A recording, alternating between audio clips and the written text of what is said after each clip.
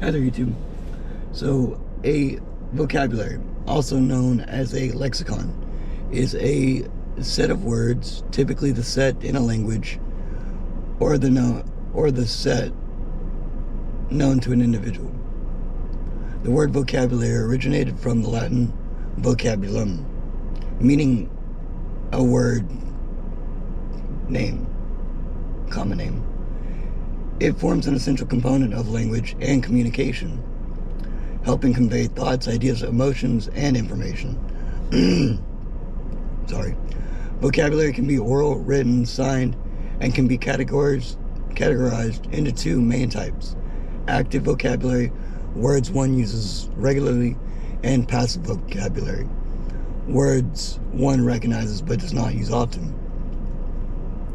An individual's vocabulary continually evolves through various methods, including direct instruction, independent reading, and natural language exposure, but it can also shrink due to forgetting, trauma, or disease.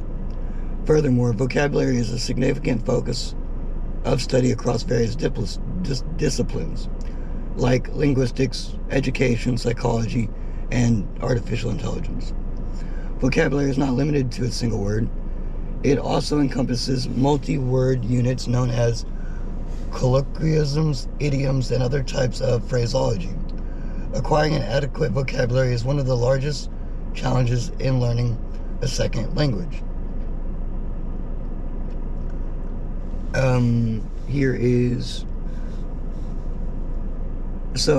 Vocabulary is like how you define words, I suppose. So, like, what is the definition? Definition is a noun, which is a descriptive way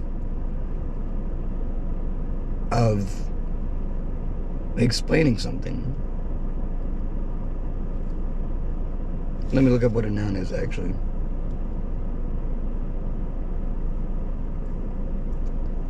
A noun is a part of speech that names a person, teacher, or Tom, place, city, like London, a thing, desk, car, animal, dog, whale, quality, softness, ideas, justice, or action, yodeling, yodelay-hoo type of shit. Excuse my language. So a definition. Back to what a definition is. A statement of the meaning of a word or word group or a sign or symbol. So, a statement expressing the essential nature of something. A product of defining. The action or process of stating the meaning of a word or word group. The action or power of describing, explaining, or making definite and clear.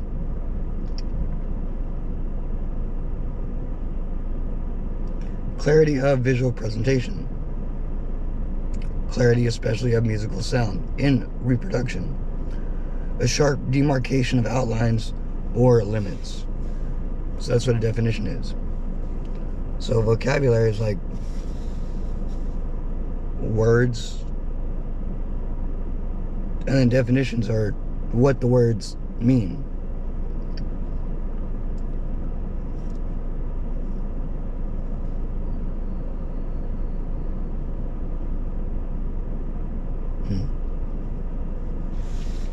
And honestly, that's like why it's good to read and learn.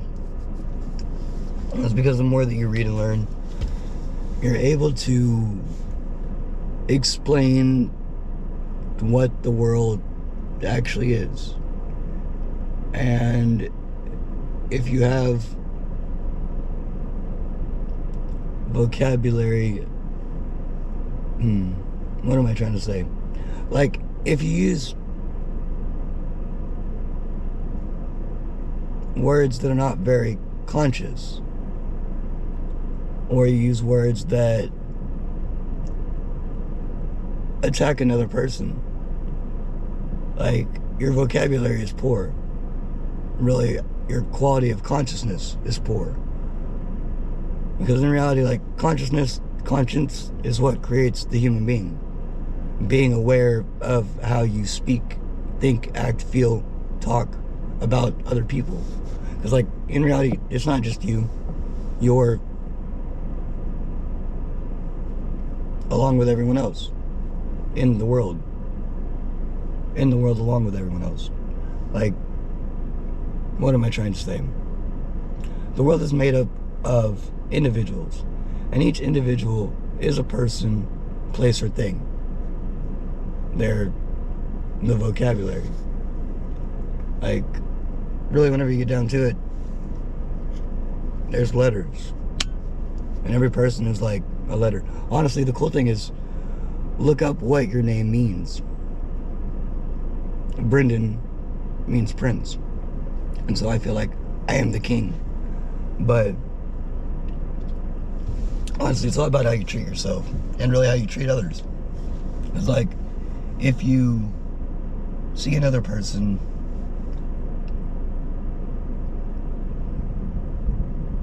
and you speak to them poorly, or you say things about them that are hurtful, and you don't care about the consequences of the words and the language that you use, it shows your ignorance. It shows that you ignore the fact that you're an asshole. And I mean, everyone has an asshole. And so it's overcoming those character qualities of being a dick. Because, like, you don't have to treat people bad. You don't have to talk poorly about another person.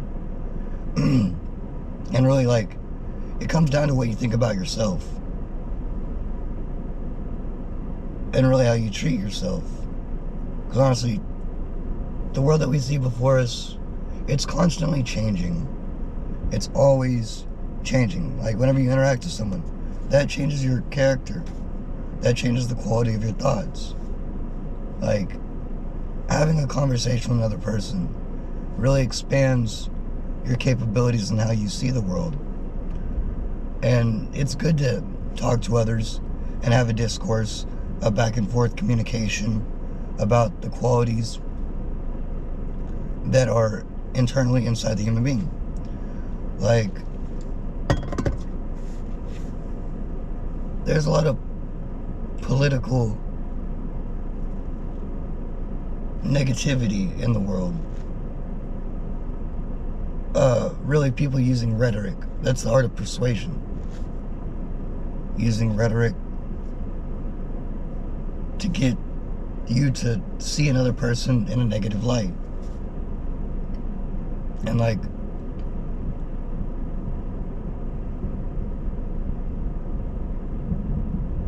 whenever you realize that each person is just made up of other people, you start to see that life is made by how you talk to another person. Because honestly, language is what unifies people. It allows you to convey ideas, thoughts, symbols to another person.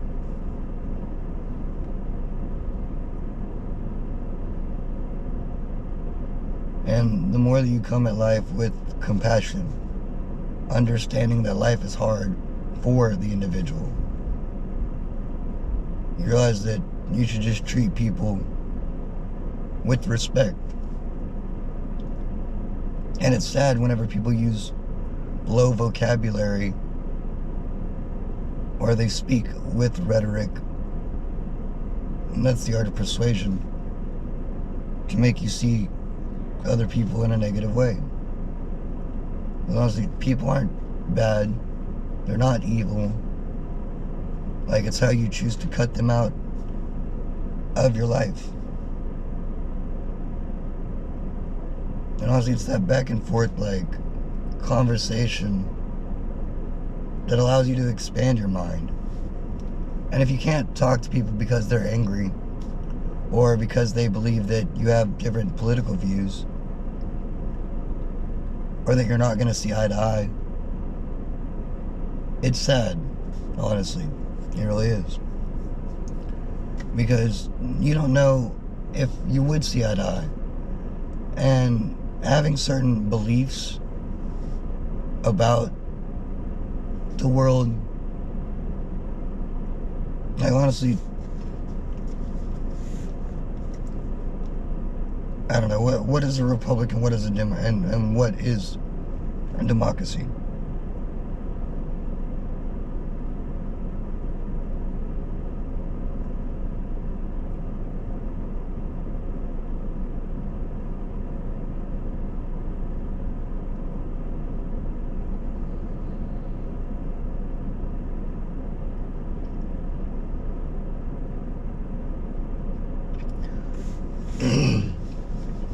While the terms are often used interchangeably in casual conversation, they describe different aspects of how a government is structured and where its power originates. Democracy is ruled by the people. The term democracy comes from Greek words demos, people, and kratos, power. In its purest sense, it refers to a system where power to govern rests with the citizens. Direct democracy, citizens vote directly on laws, policies. This was famously practiced in ancient Athens, though it is rare today due to the complexity of modern populations. Representative democracy, citizens elect officials to make decisions and pass laws on their behalf. Core principle, the will of the majority. In a pure democracy, the majority has the power to make decisions, which can sometimes lead to the tyranny of the majority over minority groups. So, a republic is ruled by law. A republic comes from the Latin phrase res publica, meaning public affair. In a republic, the country is considered a public matter, not the private concern or property of a ruler, like a monarch. The role of a character. Republics are typically governed according to a constitution or a set of fundamental laws. So like,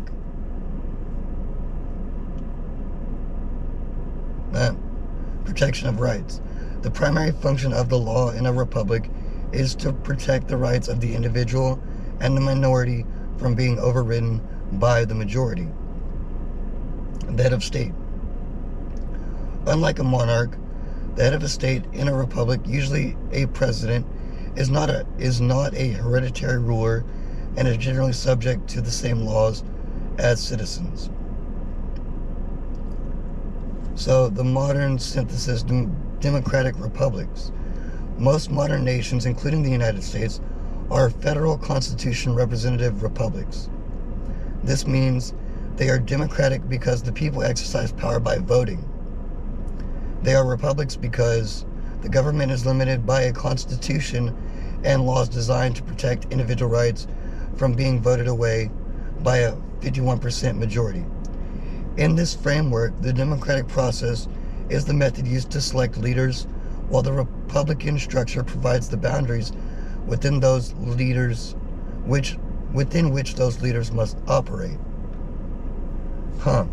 So that's deep. Honestly, there's a lot of misconception about republicanism and democracy. And like, that's the whole thing, is that like people use the right words, but they're using them in the wrong way. And the more that you define things, find the definition of what things actually are, that allows you to widen your vocabulary. It allows you to speak more eloquently. And honestly, like, we really need to get into like what a monarch is.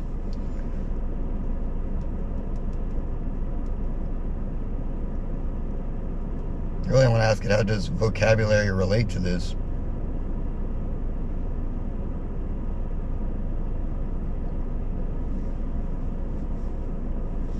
In the study of classical logic and the trivium, vocabulary is the bedrock of the first stage, grammar. To understand the distinction between a republic and a democracy, one must first master the precise definitions of the words themselves. So what I just said. The trivium connection. The trivium is a systematic method of critical thinking used to analyze reality. Vocabulary serves a specific function in each of the three steps. Grammar, the input. This is the gathering of raw data and the definitions of terms. If your vocabulary is imprecise, for example, if you use democracy when you actually mean republic, your foundational data is flawed. Logic, the processing. This is where you remove contradictions. If the vocabulary in your grammar stage is clear, you can logically determine that a constitutional republic is a different mechanism than a direct democracy. Rhetoric, the output. This is the application of knowledge. A robust vocabulary allows you to communicate these distinctions persuasively and accurately to others. And so, honestly, there's a person in the world that understands these ideas. And they're using it to persuade you and make you believe that the other people out there are the enemy.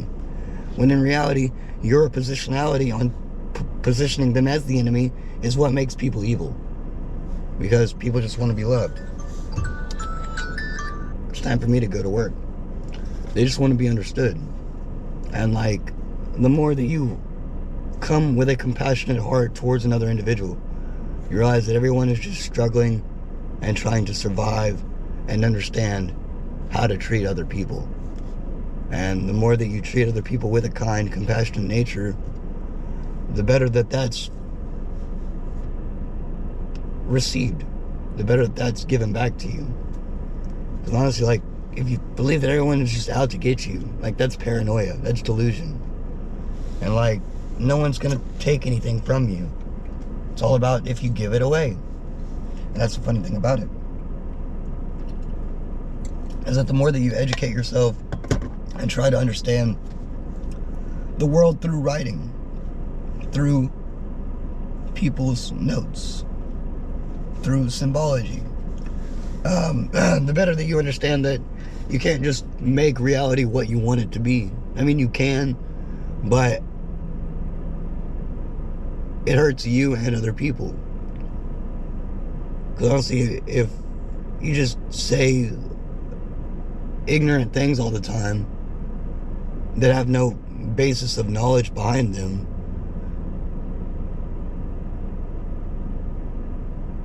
then that really puts you in a delusional state of mind,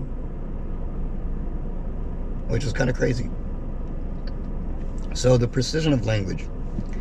In political philosophy, words function like mathematical variables. Using the wrong word changes the equation of how a society functions. Etymology as a map. And I love etymology. Understanding that demos, people, and res republica, public affair, come from different linguistic roots helps you see the one emphasizes mass participation while the other emphasizes the legal structure of the state. Defining boundaries. Clear vocabulary prevents concept creep, where the meaning of a word is slowly expanded until it becomes useless. For instance, clearly defining inalienable rights within a republic ensures those rights aren't confused with privileges granted by a majority in a democracy. The beginning of wisdom is the definition of terms. Socrates. Dialectic and the root of understanding.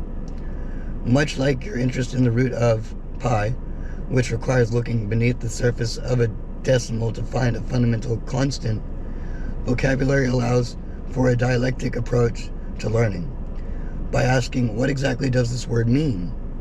And what does it not mean? You strip away layers of modern connotation to reach the root of the political or philosophical concept.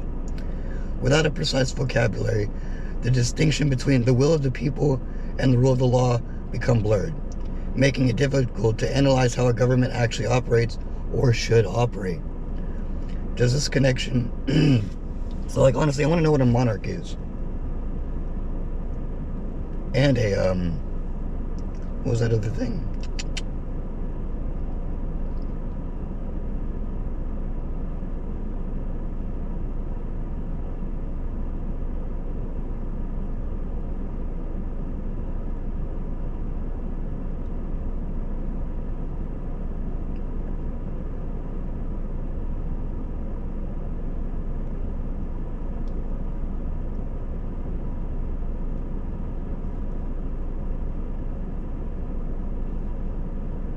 do monarch versus tyranny. In the classical tradition, specifically works of Aristotle and the later thinkers who redefined the trivium, the difference between a monarch and a tyranny isn't just about how many people are in charge, but the intent and the legitimacy of the ruler. Aristotle categorized governments by whether they serve the common good or the private interest of the rulers. Monarchy, the ideal one. A monarchy is a form of government where a single person, the monarch, holds supreme authority, but the authority is exercised for the benefit of the entire state. Rule of law. Historically, a true monarch was expected to follow established traditions, religious laws, or a constitution. Purpose. The monarch acts as a guardian of the people. Their goal is the stability and flourishing of the realm. Legitimacy. The power is usually derived from a perceived legitimate source, such as a hereditary, divine right, or a social contract. Tyranny. The perversion. A tyranny is the corrupt version of a monarch. It occurs when a single ruler ignores the law and governs solely for their own benefit or the benefit of a small faction. Rule of will. In a tyranny, the ruler's whim is the law. There are no boundaries or protections for the citizens. Purpose. The tyrant's primary goal is the preservation of their own power and wealth, often at the expense of the public. Method. Tyrannies often rely on fear, force, and the suppression of dissent to maintain control. So,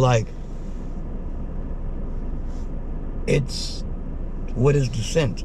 That's the thing. The logic, distinction. Using the framework of grammar of politics, we can look at the three criteria that separate the two. Consent.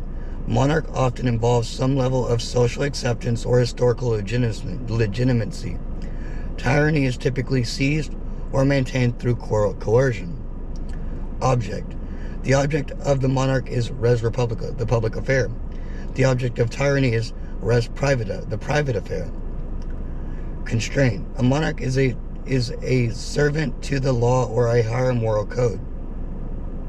A tyrant considers themselves above all constraints. The cycle of power. In classical thought, there is a concept called kyklos, the cycle of regimes. It suggests that the government's natural decay. It suggests that governments naturally decay over time. A good monarch eventually becomes stagnant. The ruler becomes selfish, and it devolves into a tyranny. This mirrors the second law of thermodynamics. Systems tend toward disorder, entropy, unless there is a constant input of virtue or corrective energy to maintain the structure. And guess the whole thing is that because I can't talk to certain people because they get angry about politics, it's if we're going to be honest with each other, putting people on a pedestal, looking up to other people because they have more power, they have more wealth, they have more fame, that's not the right way to see another person, because they are literally just you pushed outward. And the more that you realize that, the more that you see how everything is created from your internal state and how you picture another person, how you paint them. And in reality, it's all about understanding, having compassion, understanding that life is suffering, and that Buddhism is really how the mind should reflect and act, because it's transcendent, it's above you. I mean, honestly, everything that we experience in life is from our knowledge. And honestly, if you're learning and trying to understand the world through the written, spoken language, and you don't use your emotions, and you don't feel some type of way about what people say, then you really start to understand that language is the most realist thing that a person can use to talk to another, to get them to understand their point of view. And it's these points of view, these positionalities, the way that you use logic and your mind,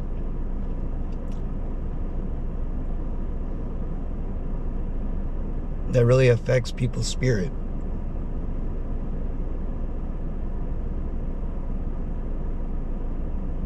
And honestly, that's the whole thing about, like, language, is that it's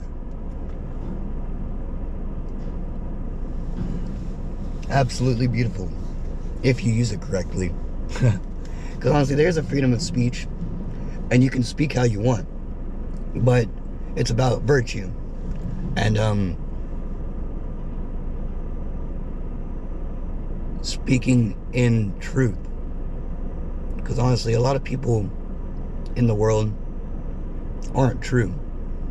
They're not speaking right about other people. And that's really all I'm trying to get at. Is that, like, people don't suck. They're not bad. They're not evil.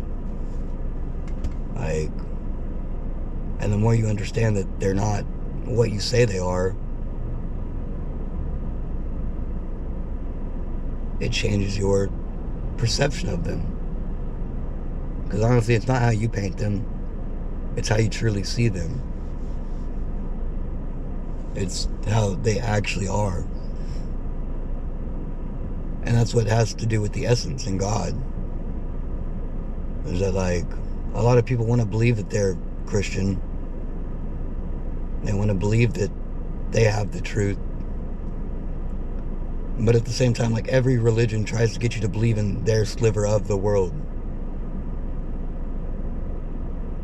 And, like, it's about theosophy.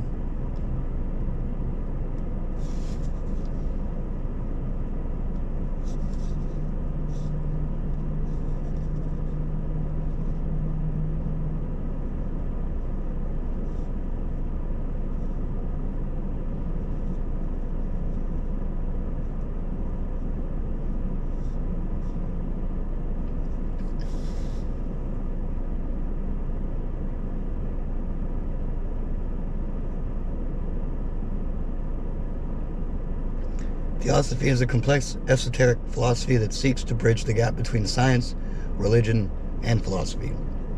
The term itself comes from the Greek theos, God, and Sophia, wisdom, literally translating to divine wisdom.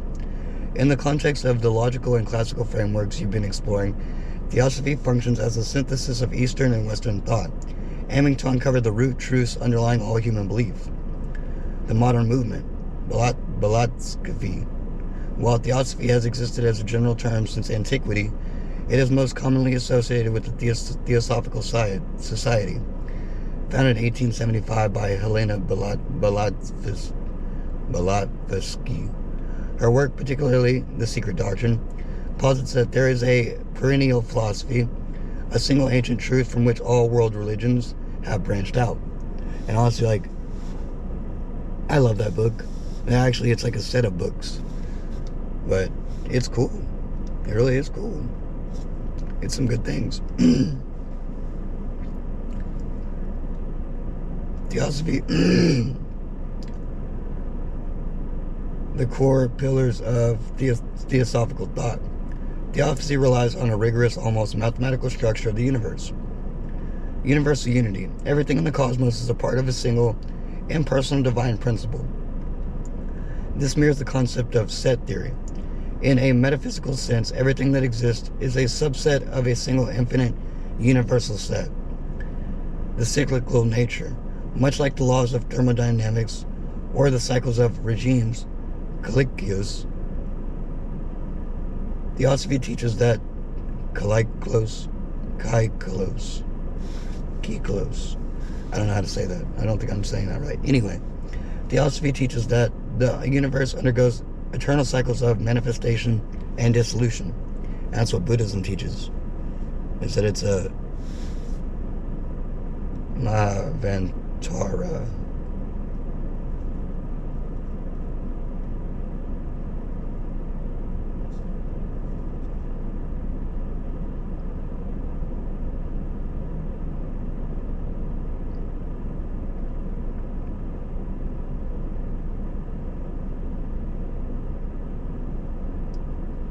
The Manavantara is a period of activity and manifestation.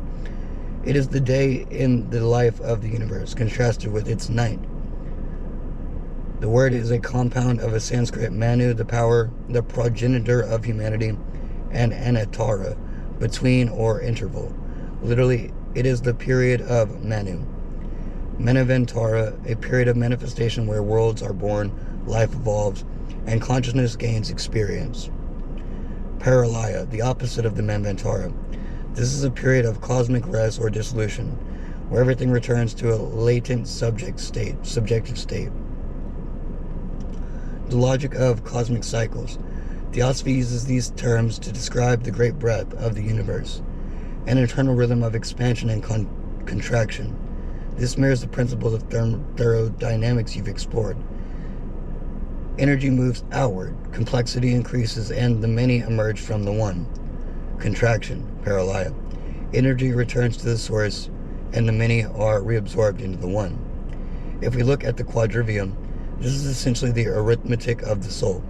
Each Manvantara is divided into smaller cycles, yugas, creating a precise mathematical structure for the history of consciousness.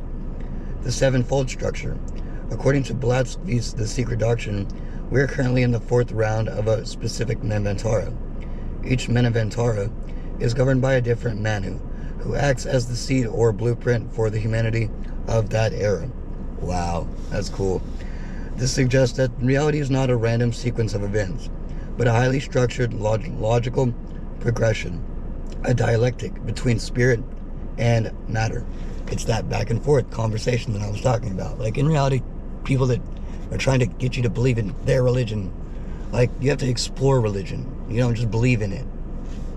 And that's the thing, is that, like, if you want to truly know God, you can't believe that there's only one God. It's the Hindu aspect of many deities. Because honestly, you're a person, and everyone is a divine aspect of that one unity. And that's what love is. Thank you for listening.